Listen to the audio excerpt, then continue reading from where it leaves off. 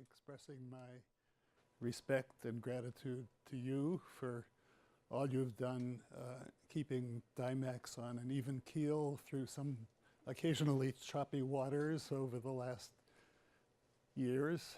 And I'm also impressed by all these other facets of your work that I've just heard about and didn't know previously. DIMACS has been part of my life for all these 30 years. And I'm very impressed by its role in the community. And I'd like to belatedly also thank Fred for the marvelous job that he did as Rebecca's predecessor. It's really quite remarkable. If I could have a clicker, I guess I could get going here.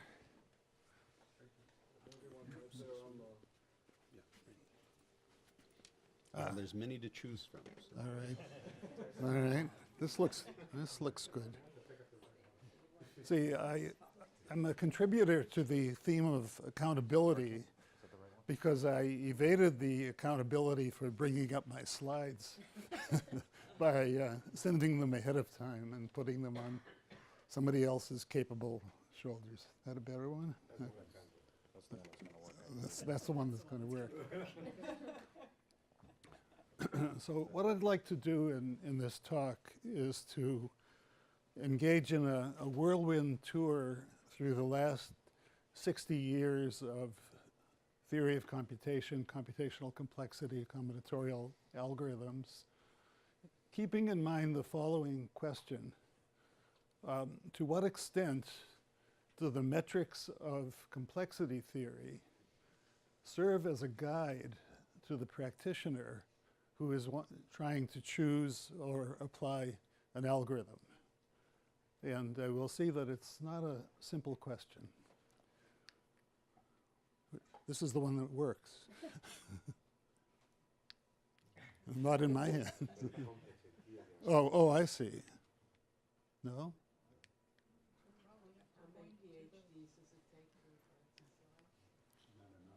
No? Not?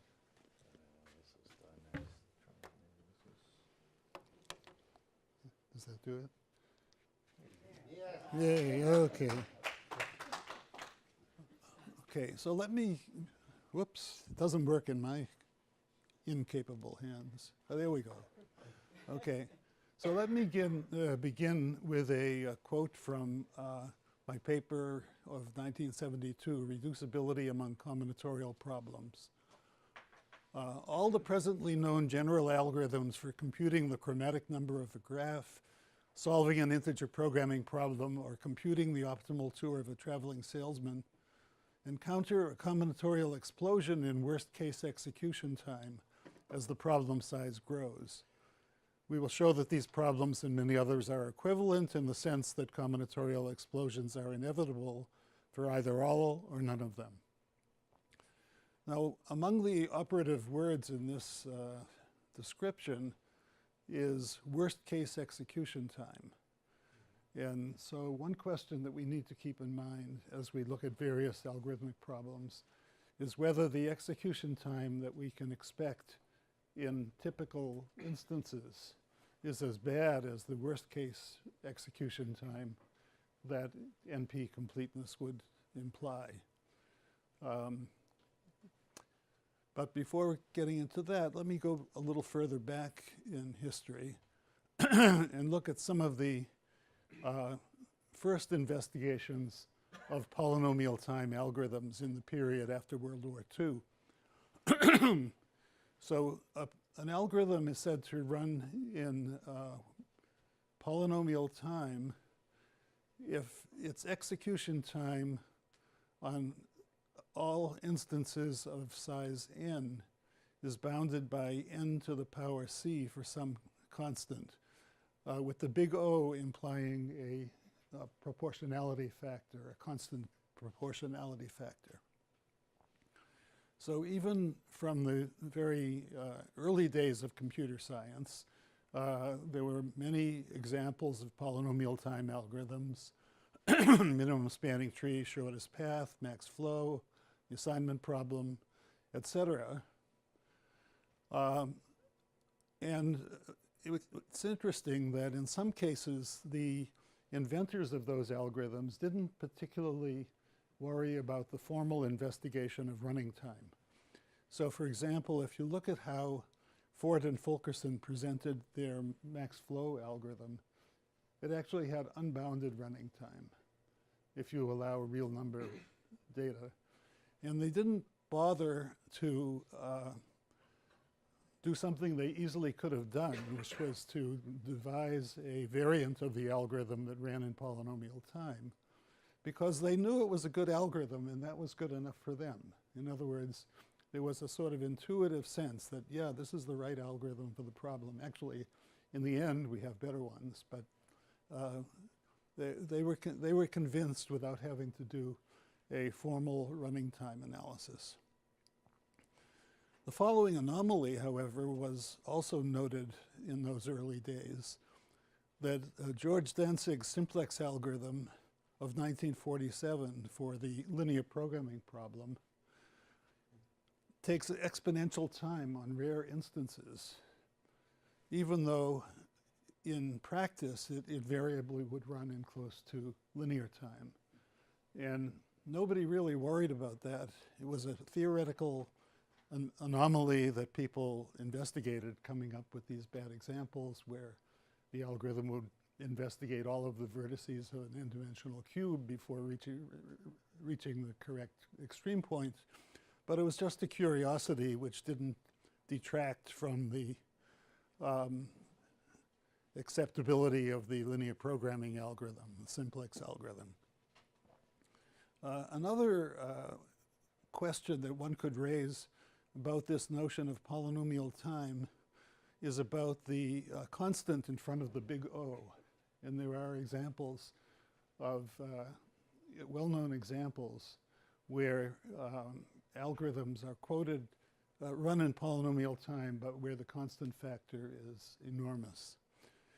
For example, if one looks at the problem of multiplying two n by n matrices, the algorithm based on just taking the standard definition of matrix multiplication runs in n cubed time. Strasson's algorithm, which is a practical one, runs in time n to the power 2.81. But the world champion algorithm, which runs in time big O of n to the 2.37, would never be used by anyone ever because of the enormous factor in front of the big O.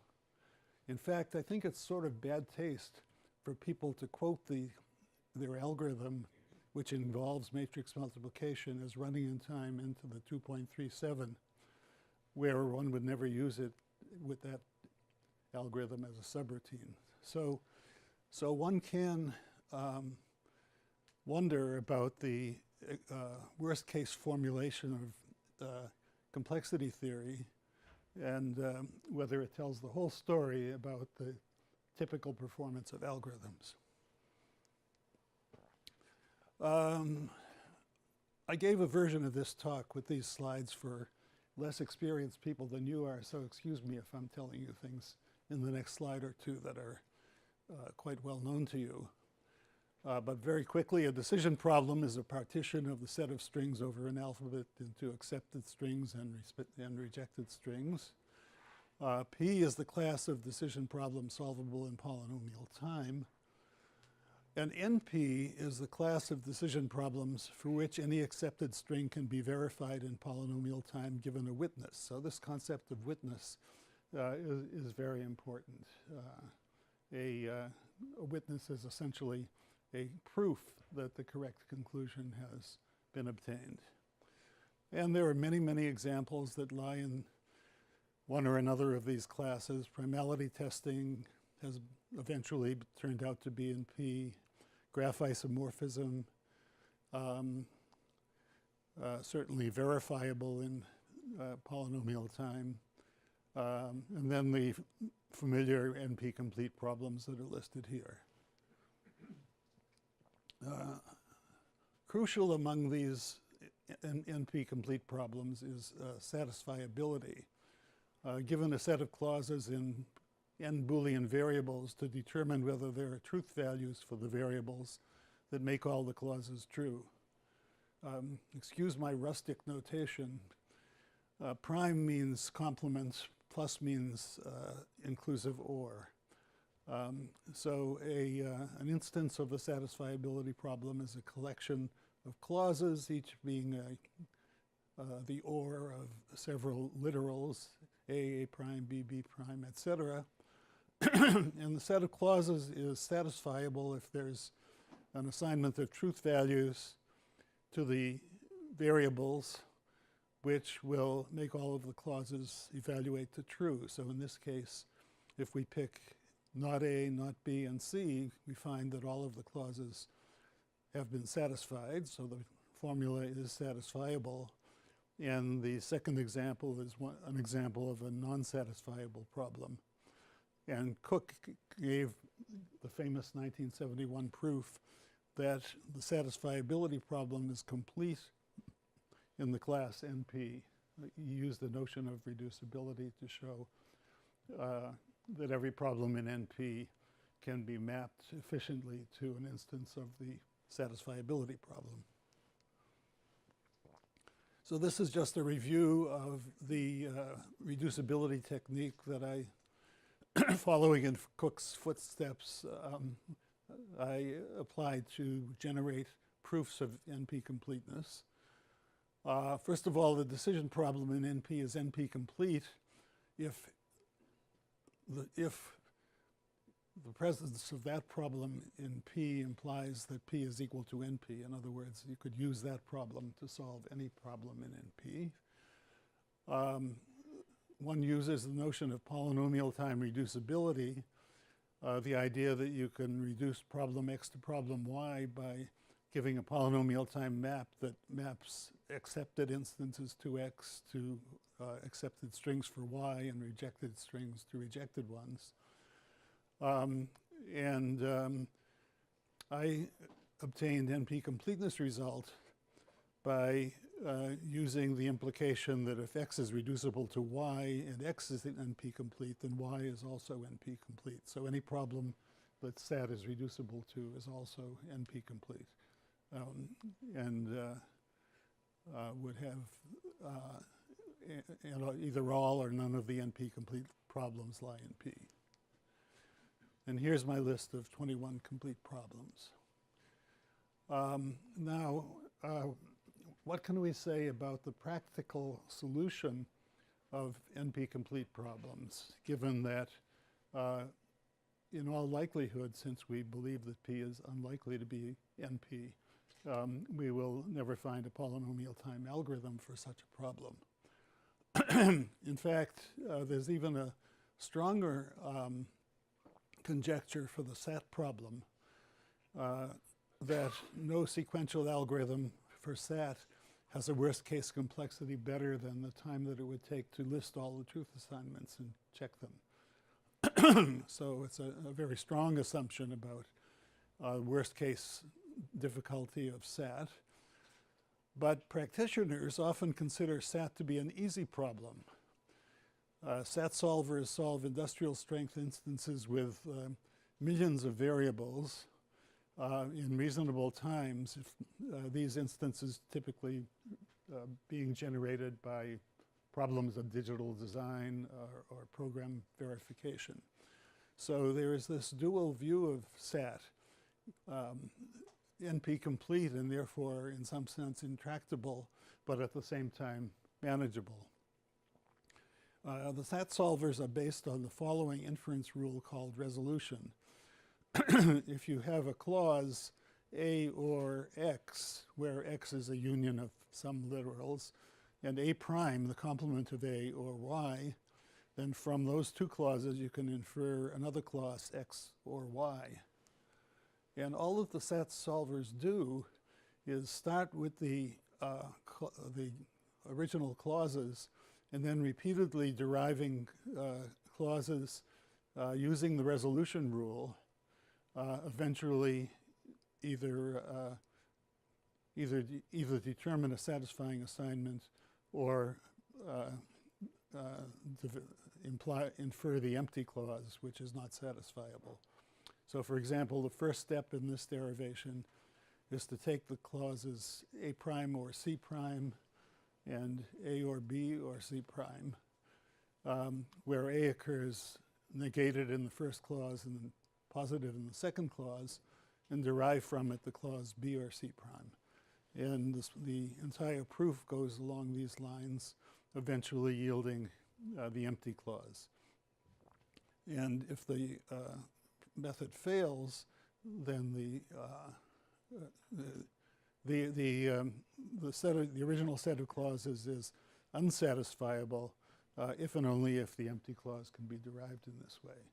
So all of the set solvers are basically based on this resolution rule with various heuristics about which resolution inference steps to perform.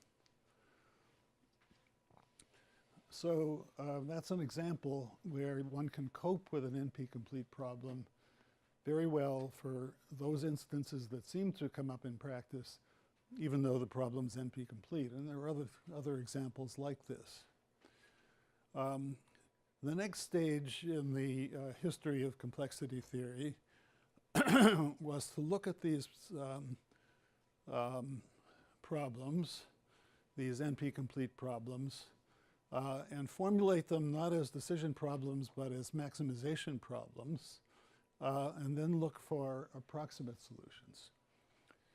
So a maximization problem is defined as a decision problem together with a value for each accepted string.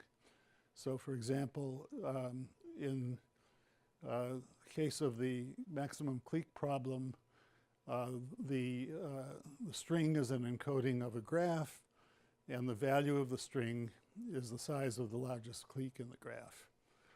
And we're interested in, given a graph, to find the largest clique. We know that it's NP hard to do that, to solve it, but we can ask for the approximation ratio that's achievable.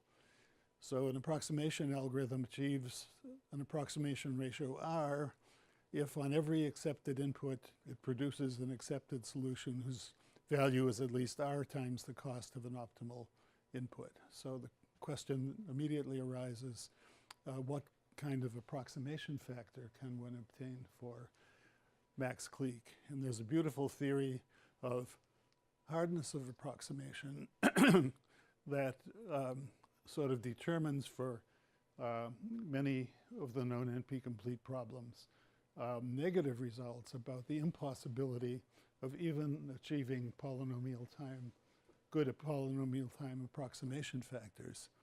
So for example, for max clique, one can show that in the worst case, unless P is equal to NP, any approximation ratio algorithm has to, can only obtain a minuscule approximation ratio when the size of the graph is large. Another result that's been obtained is for finding a truth assignment to the variables of a three-sat formula that maximizes the number of satisfied clauses. And there's a beautiful result which says that unless P equals NP, no approximation ratio greater than 7/8 can be achieved.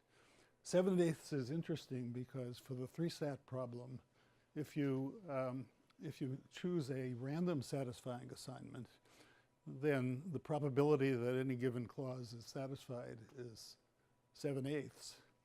And therefore, the expected number of satisfied clauses is 7/8 times the number of clauses, giving an approximation ratio for that randomized algorithm of 7/8. And this theorem says that deterministic algorithms, no deterministic algorithm, in the worst case, can achieve a ratio higher than that fraction.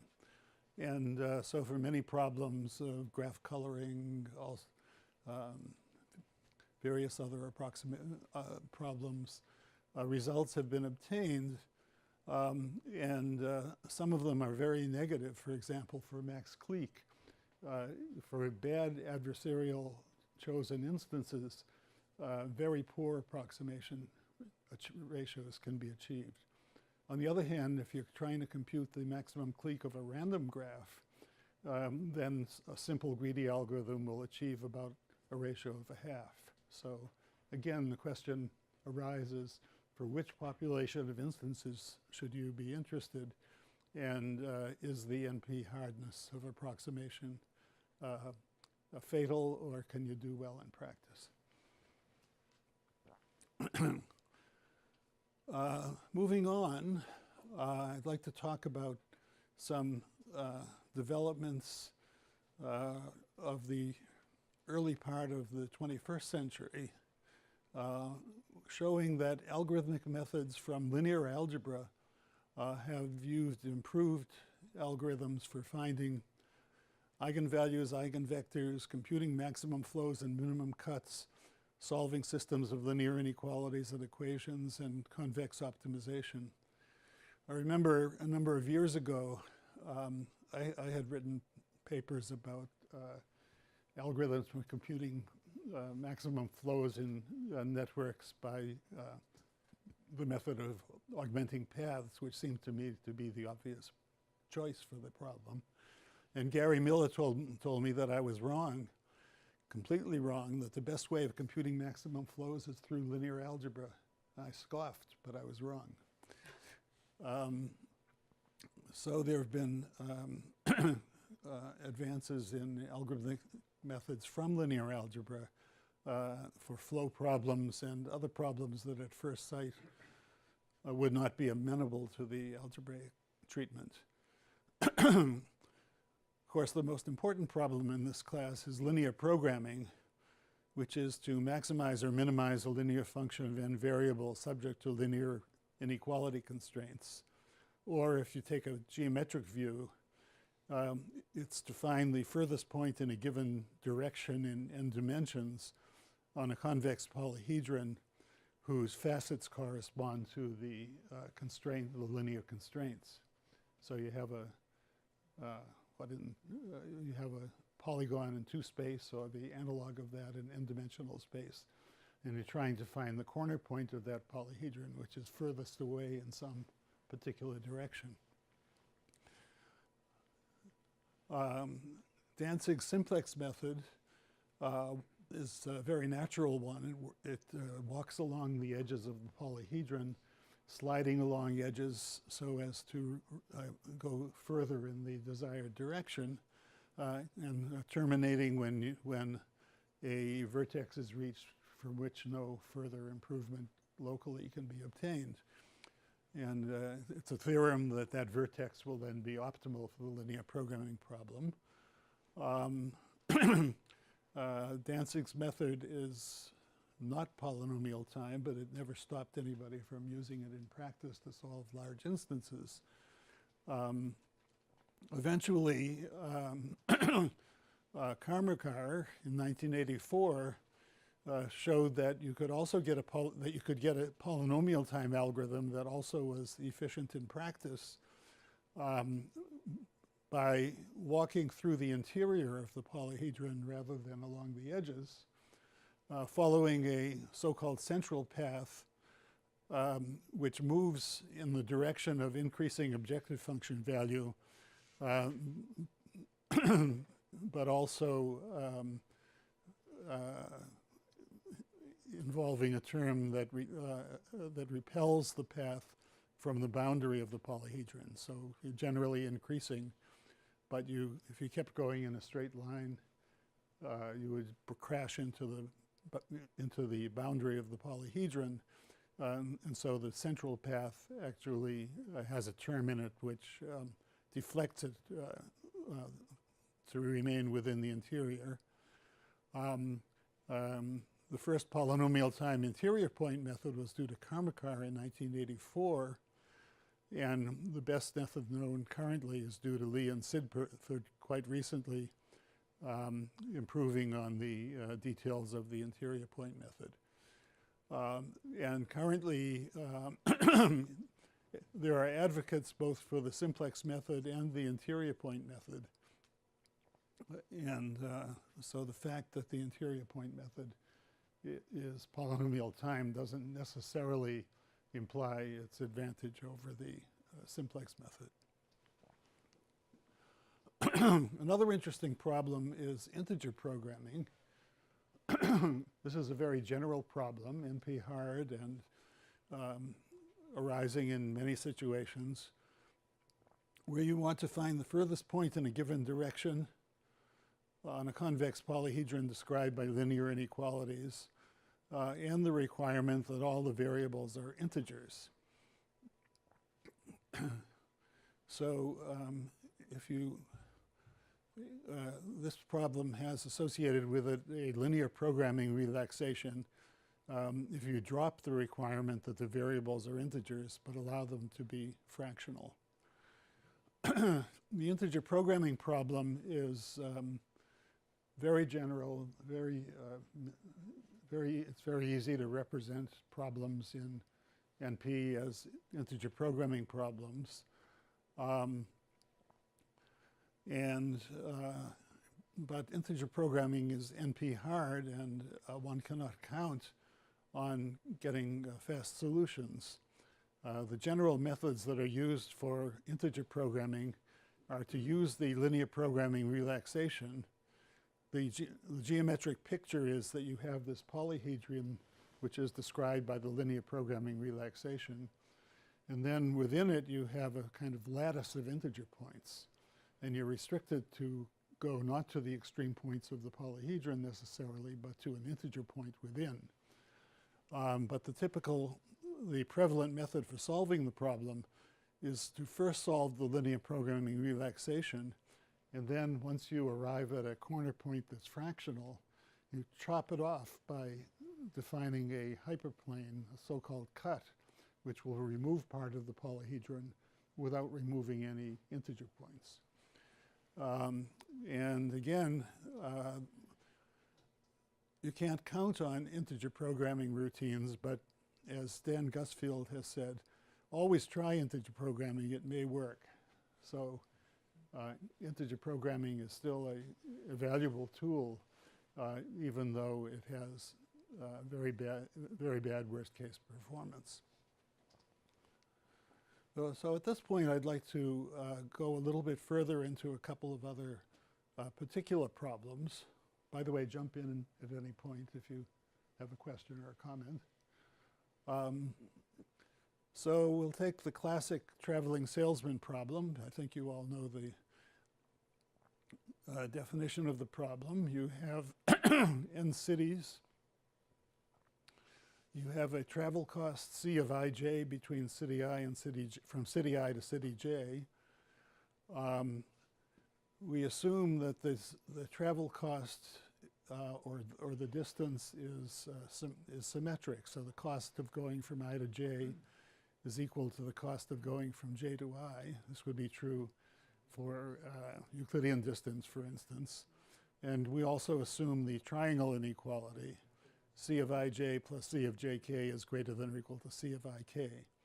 So you have this distance function, and you want to find, of all of the n factorial tours through n cities, you want to find the one which has minimum total travel cost.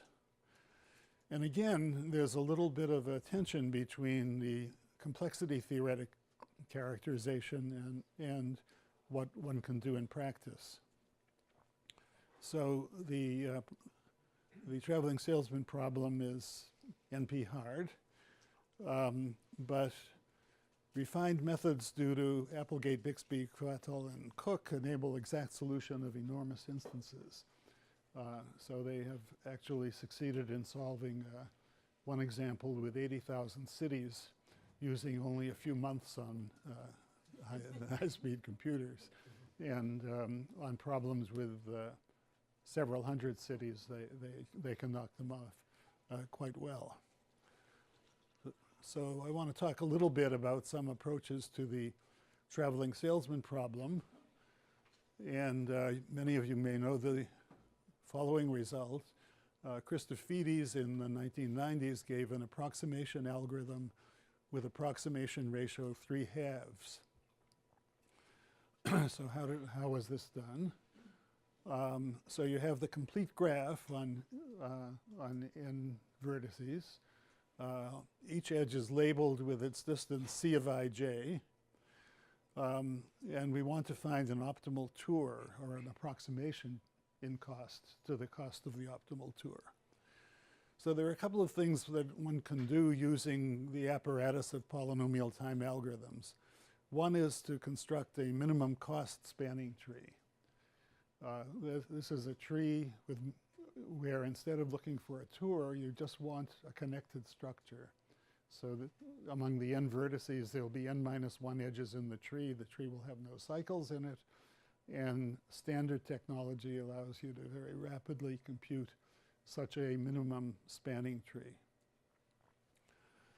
Another thing you can do, thanks to the mathematician Jack Edmonds, is to solve the matching problem, where you have an even number of vertices with pairwise distances, and you want to pair them up, match them up in pairs so that the total length of the edges used to match them up is minimized. That problem is also solvable in polynomial time.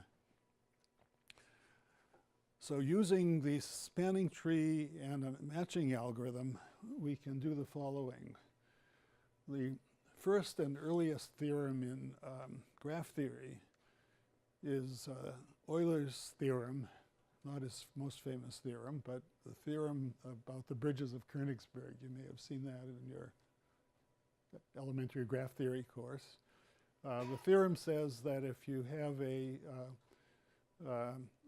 connected graph in which all the vertices have even degree, even number of incident edges, then you can construct a walk along the edges that covers, a closed walk through the edges that covers each edge exactly once.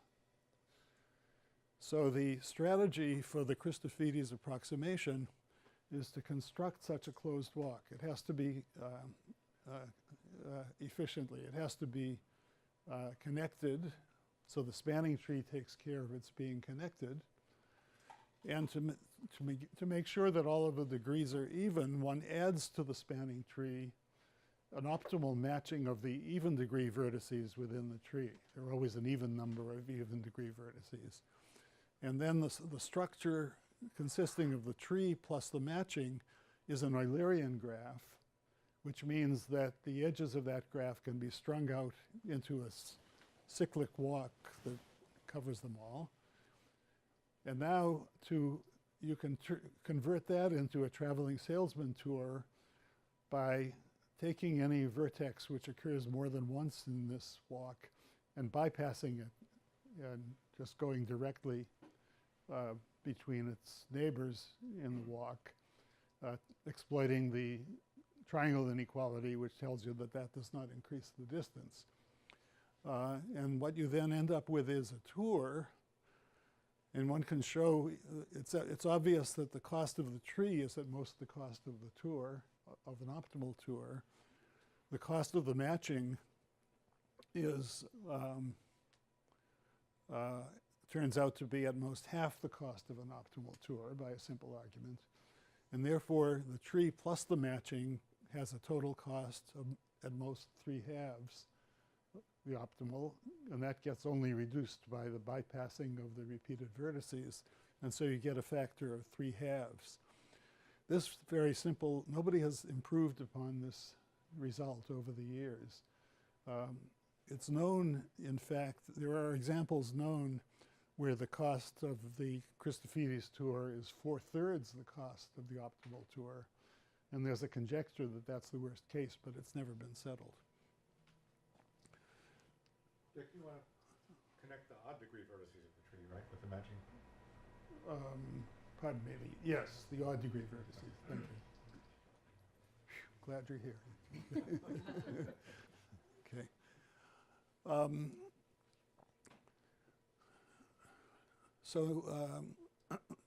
Let me talk a little bit about the methods that Cook, not Stephen Cook, but Bill Cook and his colleagues used for the traveling salesman problem.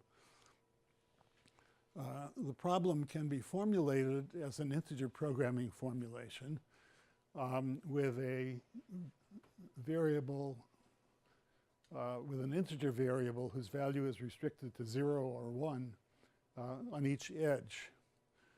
And the linear constraints that you have to write to express the fact that the set of edges constitutes a tour is the following. Well, in a tour, certainly the number of edges incident with any vertex is 2. So that says that the sum of the weights of the edges incident with each vertex is 2.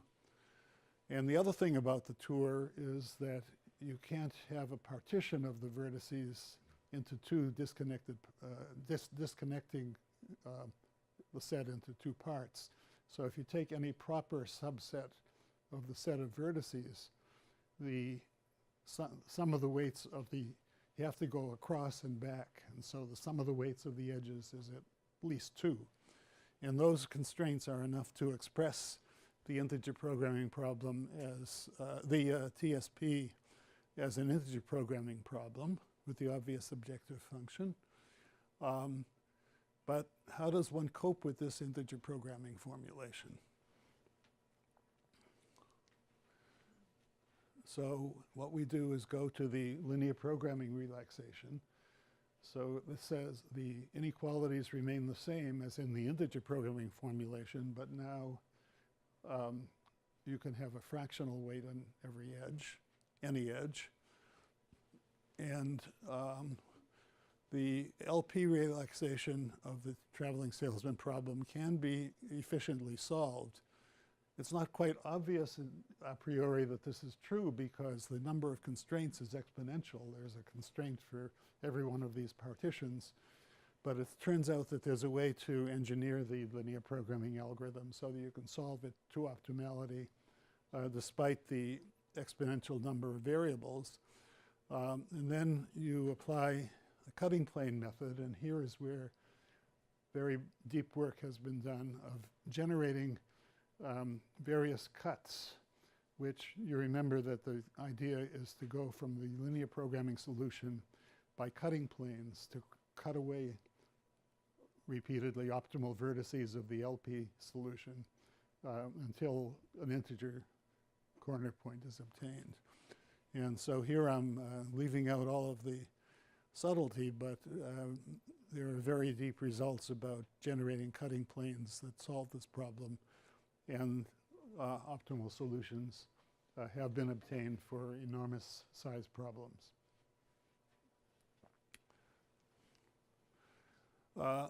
A question that remained open is the question of the asymmetric traveling salesman problem. So suppose now that, as would happen in a typical transportation or airline situation, that the cost of traveling from I to J is not necessarily the cost of traveling from J to I. But we'll assume that the triangle inequality still holds.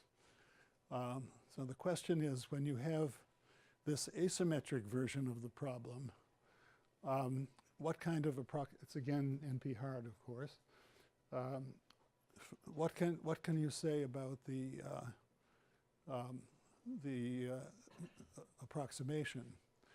For the symmetric problem, Christofides, we just saw that it achieves an approximation ratio of 3/2.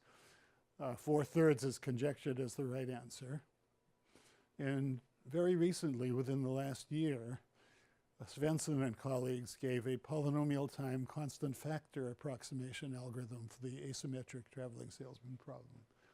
This was considered one of the most prominent questions in the realm of approximation algorithms for NP-hard problems. And it turns out, however, that their constant factor approximation has a leading constant implied by the big O, which is somewhere in the thousands.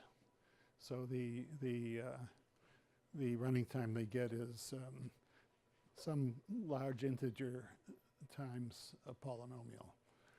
So are the techniques substantially different? What made this breakthrough?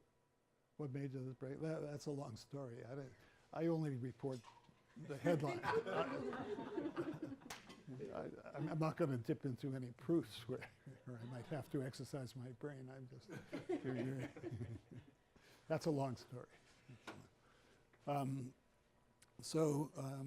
They closed the loop on this problem, giving an approximation ratio with a constant factor in the thousands. Most people believe that the correct approximation ratio is 2, but that remains to be seen.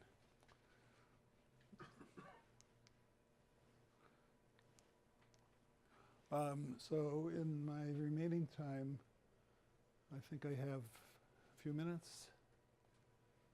About 2 is fine, About 2. but you can take 5 if you Okay, thank you. Thank you. After constant factor.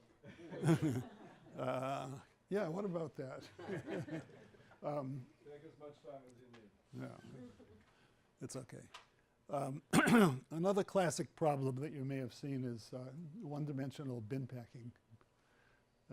Again, most bin packing problems when you're packing the trunk of your car involve packing odd-size objects into an odd-size space, and one-dimensional doesn't seem to do the trick, but this is a classic problem. So you have a set of items of sizes in the interval 0, 1, and you want to pack them into unit-size bins. So the constraint is that the sum of the sizes of the items packed into any bin may not exceed 1. And the question is, how many bins are required? In the history of studying this problem, people started with sort of quick and dirty algorithms. They weren't using any heavy artillery like linear programming or integer programming. But they were just looking at things that you could do very easily, even by hand. So what you might call quick and dirty heuristics. And a lot of very clever work was done on finding the worst cases for these quick and dirty heuristics. And the best of them all turned out to achieve a cost of 11/9 times the optimal cost plus 4. And that's first fit decreasing. So you just arrange the bins in order, and you go through the objects, the items, in an arbitrary order, and you put each one in turn into the first fit in the ordering that will accept it. So it's a very simple algorithm. It's the best of the quick and dirty algorithms that were studied. And if you ignore the plus 4, it achieves an approximation ratio of 11/9 asymptotically. Eventually, using fancier algorithms, that was improved. De la Vega and Luker show that you could achieve an approximation ratio of 1 plus epsilon for any small positive epsilon you choose, but with a constant term added depending on epsilon. So a typical result would be 1 plus epsilon times the optimum plus 1 over epsilon cubed, for example. Karmakar and I improved this to 1 plus epsilon times the optimum plus 1, or optimum plus, in a separate result, the optimum plus big O of log squared of the optimum. So this is an improvement because instead of getting a multiplicative approximation ratio, you essentially get an additive error. And then more recently, this was improved by Rothfuss and Hoberg and Rothfuss, who eventually obtained optimum plus big O of the logarithm of the optimum. So that's pretty good. Let me give a little bit of insight in the remaining time for how that result goes. So the approach is to use rounding plus linear programming. So the first complication that one encounters is that you may have a very large number of items of different sizes, which is going to complicate the problem. So you can reduce the number of distinct item sizes by rounding some of the item sizes up to some threshold. So you go through the items and you put them in groups, and you round, within a group, you round all of the sizes up to the largest size in the group. So that gets you down to a manageable number of sizes, which gives you then a manageable number of bin types. What is a bin type? A bin type is a possible composition of a single bin, a possible way of fitting items into a single bin. So for example, if you only had the item sizes 0.3 and 0.4, then there would be bin types such as three copies of a 0.3, or two copies of a 0.3 plus a 0.4, or 2 copies of 0.4, and others as well. But that's, and the idea, which goes back to some early work by Gilmore and Gomery, is to solve a linear programming relaxation of the bin packing problem, in which each decision variable is the fractional number of occurrences of a bin type. So you have a variable for every bin type. The reason for doing the earlier rounding was to get the number of item sizes down so as to get the number of bin types down to a manageable number of variables. And now you give solve a linear programming problem where the variables are the number of occurrences of each bin type. And the constraints are that you have to include the right number of copies of each item size. So that's a linear programming problem. And then for each bin type, you round its number of occurrences down to the next integer and commit that number of bins, and then you're left with some leftover items because of the fact that you truncated the fractional values of the linear programming variables, and you go through further iterations of the same kind until all the items are packed. And what I'm skipping here is some subtleties of how you do the rounding of the item sizes, which lead to the improvements of Rothfuss et al. From the work that I did with Karmakar.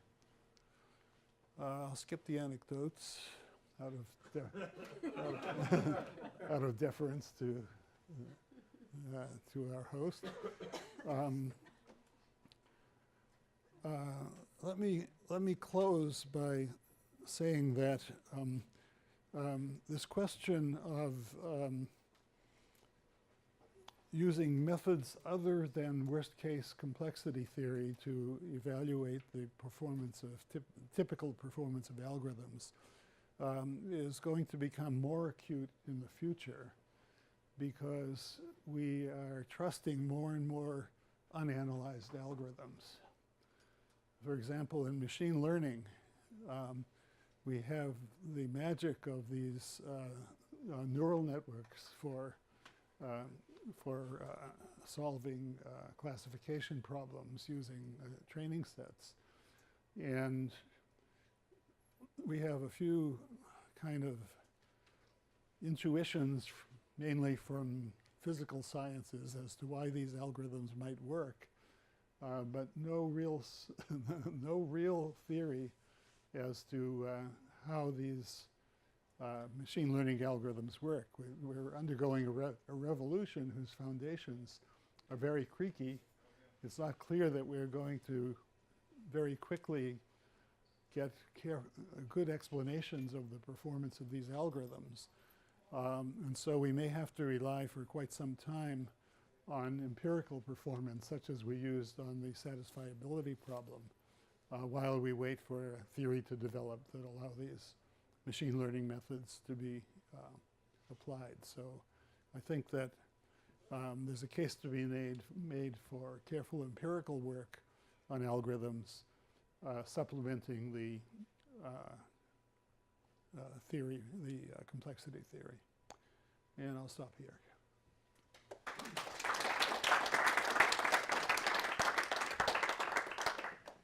You have time for a question or two? What's your best anecdote? my best. Well, gee, I have a few good ones. Could I have? No. I was teaching a course on combinatorial algorithms, and I had a couple of bright young students in the course, Silvio Micali and Vijay Vazirani. And I was delighted to have them in the course. And they got hooked on a combinatorial problem, the non-bipartite matching problem. So many years ago, back in the 70s, John Hopcroft and I gave an algorithm that runs in time into the 5/2 power for finding a maximum size matching in a graph, in an unweighted graph. And there were conjectures that that same running time could be achieved for non-bipartite graphs. Bipartite means that the vertices fall into two subsets, sometimes called the boys and the girls, and every edge connects a boy to a girl. So the goal was to get the same time bound for non-bipartite matching.